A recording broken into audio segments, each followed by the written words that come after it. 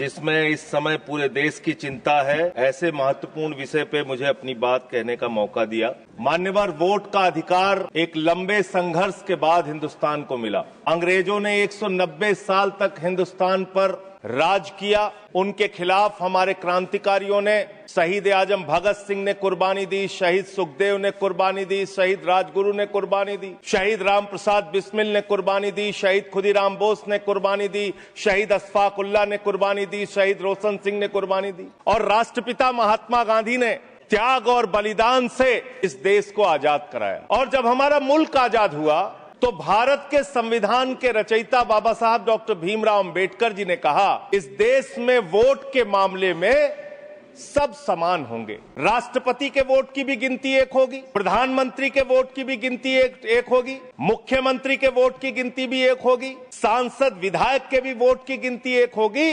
और गांव में रहने वाले मजदूर के वोट की गिनती, दलित के वोट की गिनती, पिछड़े समाज के लोगों के वोट की गिनती, आदिवासी के वोट की गिनती एक होगी। आज एसआईआर के जरिए ये जो चर्चा पूरे देश में एक खौफ का माहौल बना हुआ है, क्या वास्तव में एसआईआर के जरिए आप मतदाता सूची को साफ करना चाहते हैं या वोटर को ही साफ करना चाहते हैं? आपका मकसद वोटर को साफ करने का, आपका मकसद वोट चोरी का है, आपका मकसद मतदाताओं की सूची को सही करने का नहीं है। इसलिए ये चिंता है सब। और दूसरी बात, क्या ये संवैधानिक अधिकार चुनाव आयोग के पास है? मान्यवर, बाबा साहब डॉक्टर भीमराव अंबेडकर जी ने जो देश का संविधान लिखा, हालांकि आपको गांधी से भी समस्या है, अंबेडकर से भी समस्या है, आपकी नेता प्रज्ञा ठाकुर तो राष्ट्रपिता महात्मा गांधी के बारे में अपशब्दों का इस्तेमाल करती हैं। बाबा साहब डॉक्टर भीमराव अंबेडकर जी ने जो संविधान लिखा,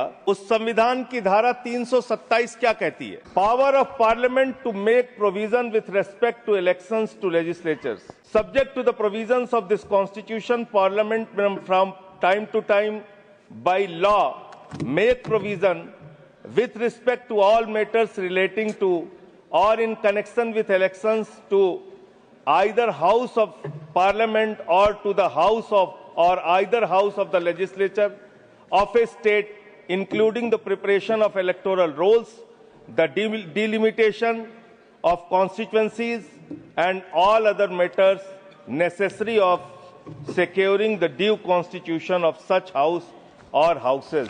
इसको हिंदी में भी पढ़ देगा।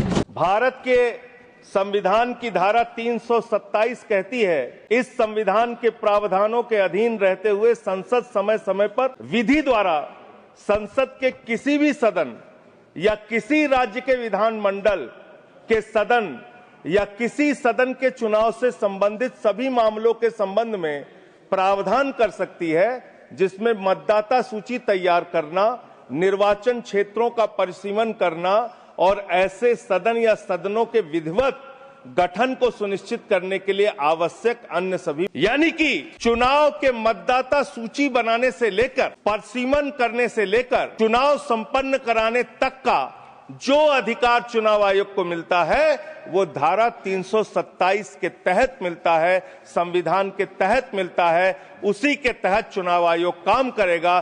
चुनाव आयोग कोई राजनीतिक पार्टी नहीं है, उसको चुनाव नहीं लड़ना है। चुनाव लड़ना है राजनीतिक पार्टियों को। राजनीतिक पार्टियां बैठती हैं पार्लियामेंट में और संविधान के मुताबिक जो 327 के तहत पावर चुनाव आयोग को दी जाएगी, उसी के तहत चुनाव संपन्न होगा। अब आगे आ जाइए सर। इसमें साफ तौर पे लिखा हुआ है, इसकी धारा 20 उपधारा 3 में अंतर्विष्ट किसी बात के होते हुए भी निर्वाचन आयोग किसी भी निर्वाचन क्षेत्र या निर्वाचन क्षेत्र के भाग के लिए निर्वाचक नामावली में ऐसी रीति में जिसे वह ठीक समझे विशेष पुनरीक्षण के लिए निर्देश उन कारणों से जो अवलिखित किए जाएंगे किसी भी समय दे सकेगा।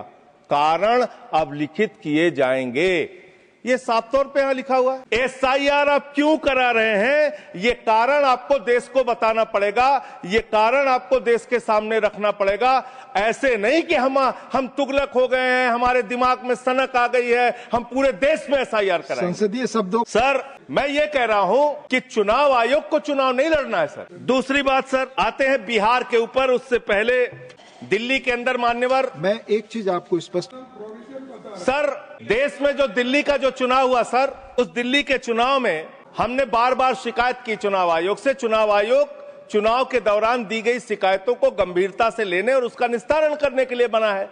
दिल्ली के अंदर जो नई दिल्ली कॉन्स्टिट्यूएंसी है, अरविंद केजरीवाल जी की कॉन्स्टिट्यूएंसी, वहां पर सर चुनाव शुरू होने से पहले ही 42,000 वोट काट दिए गए। 42,000 वोट काट दिए गए। उसका कोई कारण पता नहीं क्यों काट दिए गए। वो 42,000 वोट काट दिए गए। मान्यवर, इसी विधानसभा के क्षेत्र में लोकसभा के चुनाव में जिन मंत्रियों के घर में 3 वोट था, जिन सांसदों के घर में 5 वोट था, वहां किसी के घर में 33 वोट हो गया, किसी के घर में 26 वोट हो गया, किसी के घर में 22 वोट हो गया। और इसका सारा प्रमाण मान्यवर हम लोगों ने चुनाव आयोग को लिख कर दिया। तो आप तो कहते हैं मुसलमान देश की आबादी बढ़ा रहे हैं, आप तो 6-6 महीने में 18-18 साल के बच्चे बढ़ा ले रहे हैं, 33-33 वोट बढ़ा ले रहे हैं। ये कहां से आ रहे हैं? ये कहां से आ रही है? आबादी आपकी कैसे बढ़ रही है? दिल्ली में पूरी तरीके से आपने चुनाव का घपला किया, जिसका हम लोगों ने लिखित शिकायत दी थी। एक सर, मैं आपसे नम्रतापूर्वक पूछना चाहता हूं, क्या चुनाव की गड़बड़ी पे मैं नहीं बोल सकता? नम्रतापूर्वक पूछना चाहता हूं, चुनाव की गड़बड़ियों के बारे में अगर सदन को आपको नहीं बताऊंगा सर, तो उसका रिफॉर्म्स कैसे होगा? तो दिल्ली में अगर एक गड़बड़ी हुई है, जरूर आप बोले, ये आपका अधिकार है, पर स्पेसिफिक जो उदाहरण दे रहे हैं उसके बारे में पहले आप उठा चुके हो, अमान्य हो चुकी है चीजें। प्लीज नहीं सर, नहीं सर, सर, आपका समय जा रहा है। Please come on the subject. Delhi के अंदर बड़े पैमाने पर वोट काटे गए और चुनाव में खुलेआम गड़बड़ियां की गई। अब बात करते हैं बिहार में। सर, बिहार में आपने अचानक कहा पूरे राज्य का SIR होगा। SIR आपने कराया, करीब 65 लाख वोट काट दिए वहां पे। और मान्यवर, मैं आपके सामने कुछ विधानसभाओं की सूची पढ़ना चाहूंगा। मोतिहारी में 54,000 वोट काट दिया, बीजेपी 13,000 वोट से जीती। गोपाल, आप कुछ भी कह सकते हैं नियम कायदे के बाहर जाकर के। ठीक है सर, दूसरी बात सर, प्लीज, EVM का इस्तेमाल देश के अंदर शुरू हुआ। प्लीज। और जब EVM के ऊपर सबसे पहला किसी ने सवाल उठाया तो उस व्यक्ति का नाम है GVL नरसिम्हा। उन्होंने बाकायदा किताब लिखी है कि लोकतंत्र के ऊपर खतरा है ये EVM, और उसके बारे में लाल कृष्ण आडवाणी जी ने उनकी किताब के प्रशंसा करते हुए और EVM पे सवाल होते हुए, अब इस पे भी समस्या है, इस पे भी। तो उस पे पूरा EVM के ऊपर सबसे पहले इन लोगों ने सवाल उठाया। EVM किन किन देशों में था और कहां कहां बैन हो गया, मैं पढ़ के बता दे रहा हूं। जिन जिन देशों में बैन हो गया, जर्मनी में, नीदरलैंड में, आयरलैंड में, UK में, फ्रांस में, पुर्तगाल में, इटली में, ऑस्ट्रेलिया में, नॉर्वे में, कनाडा में, बेल्जियम में, साउथ कोरिया में, इन तमाम देशों में EVM था। EVM बंद हो गया। लेकिन मुझे एक मन में शंका होती है, जो आपके माध्यम से उधर बैठे हुए लोगों से पूछना चाहता हूं। प्रधानमंत्री जी का आप बहुत गुणगान करते हैं। आप कहते हैं प्रधानमंत्री जी बहुत लोकप्रिय हैं, प्रधानमंत्री जी की लोकप्रियता चमक रही है, वो महामानव हैं, विश्व गुरु हैं। तो ये कौन सी लोकप्रियता है प्रधानमंत्री जी की कि भाई प्रधानमंत्री जी की कौन सी लोकप्रियता है कि EVM से चुनाव कराएंगे तो लोकप्रियता कायम रहेगी, बैलेट से चुनाव कराएंगे तो लोकप्रियता खत्म हो जाएगी? अरे भैया, दोनों में अगर लोकप्रियता कायम है तो बैलेट से चुनाव करा लो, उसमें भी पता चल जाएगा कितने लोकप्रिय है प्रधानमंत्री जी, कितनी लोकप्रिय है भारतीय जनता पार्टी, कितने लोकप्रिय हैं आप लोग, ये आपको पता चल जाएगा। दूसरी बात आपने अभी मैंने सुना कि डिटेंशन सेंटर बनाएंगे घुसपैठियों के लिए, और यह कहा गया कि इस पूरी चुनाव की प्रक्रिया के तहत जो लोग पकड़े जाएंगे घुसपैठिए, उनको उस डिटेंशन सेंटर में रखा जाएगा। मैं आपके माध्यम से इस सरकार से पूछना चाहता हूं, 11 साल से इस देश में ट्रंप की सरकार तो है नहीं, न बराक ओबामा की सरकार है, न बाइडेन की सरकार है। यहां पर प्रधानमंत्री नरेंद्र मोदी जी हैं और गृह मंत्री अमित शाह जी हैं। आपने 11 साल में कितने घुसपैठिए हिंदुस्तान से भगाए? इसके बारे में आंकड़ा दीजिए सदन को आप जानकारी दीजिए। आप बिहार जाते हैं, वहां घुसपैठिया चिल्लाते हैं, झारखंड जाते हैं, वहां घुसपैठिया चिल्लाते हैं, दिल्ली आते हैं, वहां घुसपैठिया चिल्लाते हैं, हरियाणा जाते हैं, वहां घुसपैठिया चिल्लाते हैं, महाराष्ट्र जाते हैं, वहां घुसपैठिया चिल्लाते हैं, आसाम जाते हैं, वहां घुसपैठिया चिल्लाते हैं, घुसपैठिया पकड़ नहीं पाते। यह कौन सा घुसपैठिया है सर?